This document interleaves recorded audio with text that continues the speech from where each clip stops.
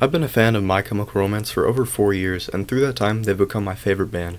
This group of dudes has produced both my favorite song and favorite album of all time, so it's safe to say I've become very familiar with all of their music.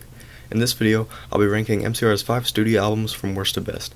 I don't think my opinions are super out there, so you've probably seen this exact ranking before, but I hope I can bring something interesting to the table. I tried to keep my descriptions of these albums pretty brief, but if you'd like to see more in-depth descriptions of each album and their songs, then I recommend checking out my individual videos for each album. With that said, let's get into the video. Enjoy.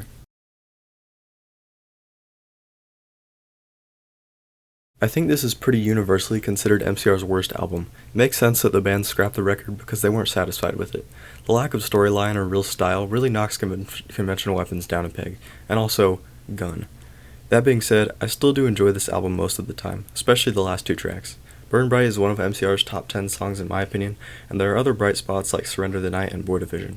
Another thing that I like about conventional weapons is the inclusion of the ballads. The Light Behind Your Eyes and The World Is Ugly. In the past, MCR has had power ballads like I Don't Love You and Disenchanted, but the 2 tracks off the number 3 single are probably the band's best execution of the style. That is most apparent in The Light Behind Your Eyes, where the progression within the song is just so amazing. Kiss the Ring is also nice. I like the guitar riffs in that one. The problem is, though, out of the 10 tracks on the record, only 6 of those are ones that I would really listen to on a regular basis. Gun is the worst offender, being for sure one of MCR's bottom 5 for me. Again, the lack of true narrative holds conventional weapons back from climbing the ranking. All things considered, though, I do really like some of the songs, and I don't think MCR would be the same without this album. Number 4 is Danger Days, The True Lives of the Fabulous Killjoys. Now I would probably have Danger Days at number 5 on this list if not for one song. Save Yourself Will Hold Them Back. Save Yourself is one of my top 20 favorite songs of all time, and it's the main reason I listen to Danger Days half the time. Unlike conventional weapons, Danger Days follows the story of the Killjoys, a group of heroes who fight against an evil company known as Better Living Industries. The album's tracks generally follow themes of rebellion against corrupt governments, finding your purpose, and fighting for the future. I do like that message, but the sheer amount of songs that utilize it on the record can make everything sound a bit repetitive and overdone. Despite that, many of the songs from Danger Days still hold strong as MCR essentials, such as Na Na Na and Sing. As for the quality of the music itself, there's definitely a decline from most of the band's previous work, but still nothing to scoff at. As I mentioned before, Save Yourself, I'll Hold Them Back is one of my favorite songs ever, and while it is the only true elite track from Danger Days, there are others that certainly leave their mark as well. Sing is a great anthem for finding one's purpose, and 0% puts a more violent spin on the rebellious theme of the album. The Only Hope for Me Is You, Vampire Money, Na Na Na, and Planetary are also respectable pieces. There are a lot of very good tracks from this era, but with the good must come the bad. I use the word bad very lightly here, as Danger Days doesn't have any super bad songs, but there are definitely some mediocre or just very forgettable ones. Scarecrow is the worst of these. I consider it to be probably MCR's second worst song ever. The Magyar and Missile Kid EP wasn't that great either, with all 3 songs being pretty forgettable except for maybe F This Whole Wide World. Bulletproof Heart is incredibly overrated as well. Not bad, but very overrated. The ballads in Summertime and The Kids from Yesterday are good enough, and while they're not amazing, they do provide a nice change of pace from the energetic style that the rest of the record uses. Just a few more thoughts before I send things off to the number 3 spot. I know I've mentioned quite a few negative things about Danger Days, but I do still think it's a good album, and MCR wouldn't be the same without it. Again, I can't stress enough the awesomeness of Save Yourself. I went super deep into it in my Danger Days video if you're looking for more specific analyses. Now with that out of the way, let's move on to number 3. I Brought You My Bullets, You Brought Me Your Love is a record I have a very weird history with. It was the last of MCR's albums that I listened to originally, and at the time I was very new to the more violent and screamy style. I credit Bullets with getting me into screaming and music and heavier stuff as a whole, and before I heard it, I was very opposed to screaming. For years, I never even considered listening to Bullets, because I thought it would ruin MCR for whatever reason. Over the years, though, I've come to enjoy this record and often turn to it in times of anger. The overtly angry and emotional style is executed amazingly for being the band's debut. 25-year-old Gerard's vocals fit perfectly with the sinister guitar and drum sounds that provide the atmosphere of the album. If you're watching this video, you probably know this already, but Bullets is the first half of a story told during the band's first 2 albums, and that is the story of the Demolition Lovers. In this half of the tale, the couple of crime-hungry lovers causes all kinds of trouble until the last track, where they fall presumably to their deaths in a gunfight. I'm not going to go through each part of the story in this video, but I did kind of do that in my video for this album. Strictly talking about the music though, by far my favorite track from Bullets is Vampires Will Never Hurt You, which was the first I heard of the record and got me into this style. My top 3 here is pretty standard, but it's Vampires, Honey This Mirror Isn't Big Enough for the Two of Us, and Demolition Lovers, of course. Those three alone solidify Bullets as an essential part of MCR's discography, not to mention other good songs like Our Lady of Sorrows and Drowning Lessons. Again, like with Danger Days, what goes up must go down, and Bullets suffers probably the worst case of this. This Is the Best Day Ever is my least favorite MCR song, and is probably the only one that I have never once actually enjoyed. Cubicles is also pretty forgettable, and really just not that good, but it is a noticeable step up from Best Day Ever. Early Sunsets over Monroeville used to be one of my bottom two, but its vocal mastery and eerie change of tone in the middle of the runtime gives it some potential for the right mood. And of course, I have to mention my favorite band's first song, Skylines and Turnstiles. Skylines isn't great, but it's iconic for being the original. While Bullets has only 10 real tracks, the emotions are packed in to make for one of the best angry-sounding records I have ever heard. I feel like there's more to say about Bullets, but I need to get onto the top two entries in this video. I think you already know what they are.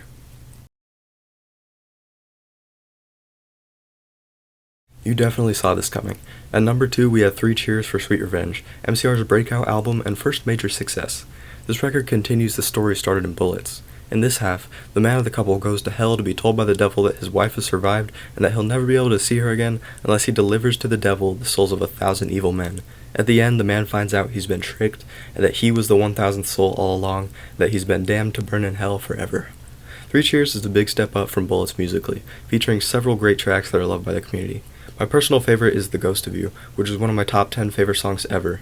Unlike with Danger Days though, there's more than just one elite song to look forward to in 3 Cheers. To the End is a close second, which features in my opinion MCR's best guitar solo, good job Ray, and of course Helena is third, with its heartbreaking melodies and lyrics. Other great pieces are You Know What They Do to Guys Like Us in Prison, I'm Not Okay, Thank You for the Venom, and Cemetery Drive. Notice how that list of great songs was double the length of the list for all the previous albums in the video. I'll also give an honorable mention to It's Not a Fashion Statement. The floor of 3 Cheers is also much higher than the previous entries on the list, with the worst song in Hang 'Em High not even being that bad. The only real bad thing is that the 2 songs from The Life on the Murder Scene are a bit overrated, but even then they're not bad and I still like Bury Me in Black.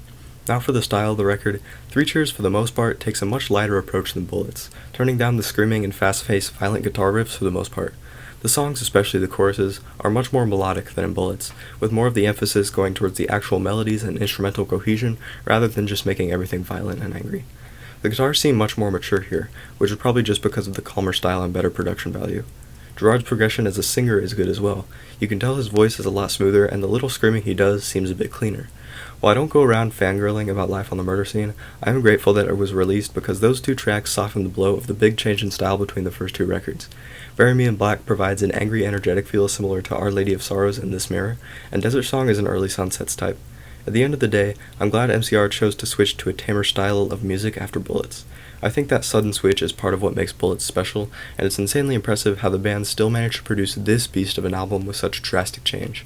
3 Cheers is a top 10 album of all time in my opinion, and even then it pales in comparison to the number 1 spot in this video. My favorite of My Chemical Romance's 5 albums, and my favorite album of all time. Yup, that's right. The Black Parade is my favorite album ever. My Black Parade video on this channel was my longest video on a single album ever, so, you know. As well as being one of the first albums I ever listened to, the title track, Welcome to the Black Parade, was a song to get me into MCR and the gateway to almost all the music I listen to now. The Black Parade tells the story of a young man who has cancer and has to go through the mental battle of grief and acceptance while all the people he loves either laugh at him or just leave him altogether. This record is known for being emo, but very few of the songs on it could even be considered emo, if any. The lyrical themes throughout the record generally deal with loneliness, self-hatred, desperation, depression, loss, acceptance, and, of course, death. The execution of everything in this album, vocals, instrumentals, and especially lyrics, is the definition of perfection. To start, The Black Parade has my 2 favorite songs ever on it, those being This Is How I Disappear and The Sharpest Lives. I went on 5-minute tangents about both of those songs in my video for the album. But it doesn't end there. House of Wolves and Famous Last Words are also incredible. Those 4 are all in my list of top 10 MCR songs, which is the next video by the way. So safe to say that they're amazing. And of course I need to give honorable mentions to Welcome to the Black Parade for introducing me to MCR and still being one of my favorites of the record. Lastly, I hate seeing literally everyone fangirl about Mama, but I need to mention it too. Not even in my top 5 of the album, but still noteworthy.